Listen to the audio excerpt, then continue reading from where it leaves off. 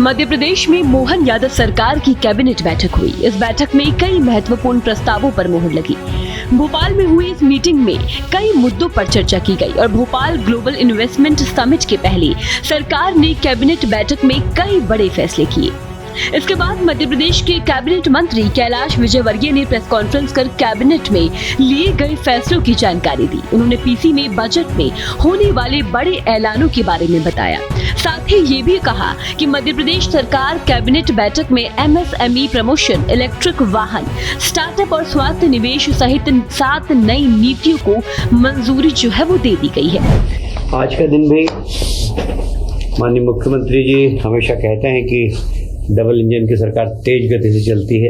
आज भी कैबिनेट ने 7 पॉलिसीज पास की है और पिछली बार शायद हमने 17 पॉलिसी हो गई है हमारी।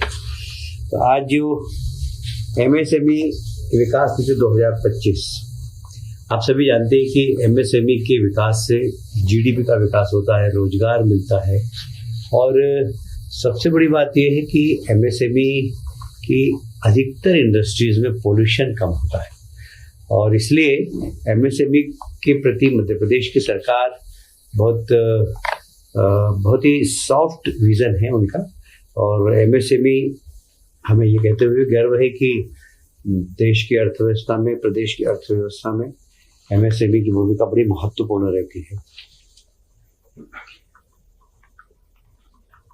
मध्य प्रदेश में जीएसडीपी और एमएसएमई के योगदान को बढ़ाकर विकसित मध्य प्रदेश 2047 विजन को साकार करना। अभी ये डॉक्यूमेंट जो हमारा मैं बता रहा हूँ, इसमें हमने 2047 को ध्यान में रखे हुए इस पूरा एमएसएमई का इकोसिस्टम बनाया है। इजी ऑफ डूइंग बिजनेस को प्रोत्साहित करने के लिए पारदर्शी समयबद्ध पूरी योजना को हमने एक अमली जामा पहनाया है। मध्य प्रदेश में संतुलित औद्योगिक विकास सुनिश्चित हो, इसलिए मध्य प्रदेश के सभी क्षेत्रों में एमएसएमई लगे और इसीलिए पिछड़े क्षेत्रों के लिए एमएसएमई जहाँ लगेगी हमने विशेष सुविधाओं का प्रावधान भी किया है।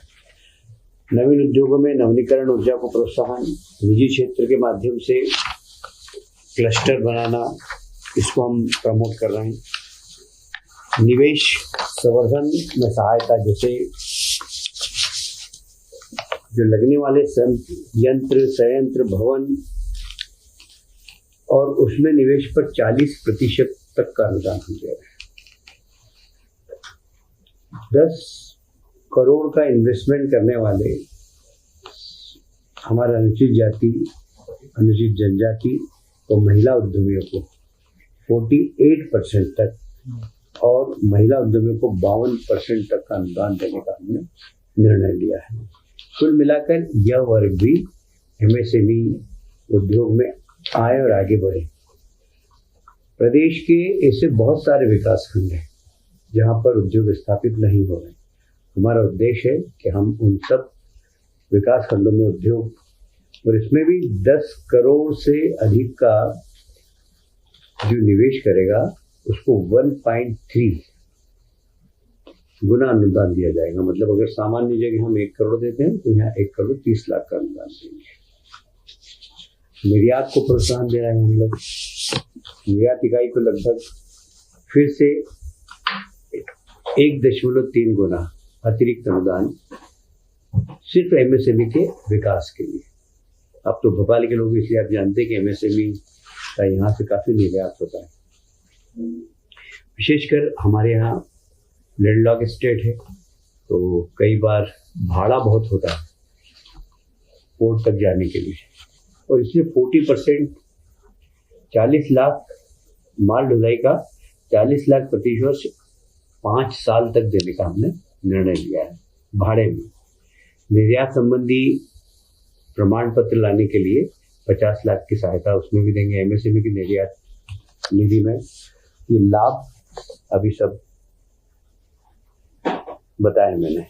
10 करोड़ से अधिक का उद्योग लगाने वाले निवेशक को 100 से ज्यादा रोजगार प्रदान करने पर 1.5 गुना तक अतिरिक्त अनुदान, मतलब जो रोजगार मूलक उद्योग डालेगा उसको फिर जैसे हम 1 करोड़ का अनुदान दे रहे हैं तो उसको 1 करोड़ 50 लाख का अनुदान देंगे। कुल मिलाकर बेरोजगार नौजवानों को रोजगार देना ये हमारा MSME को जो प्रमोट करने का उद्देश्य है। इस बैठक में लिए गए फैसलों में प्रदेश में औद्योगिक, ऊर्जा, पर्यटन और इलेक्ट्रिक वाहन क्षेत्रों में बड़ा बदलाव आएगा, जो राज्य में समग्र विकास में अहम भूमिका निभाएगा। भारत एक्सप्रेस के लिए भोपाल से संवाददाता अजय भटनागर की रिपोर्ट।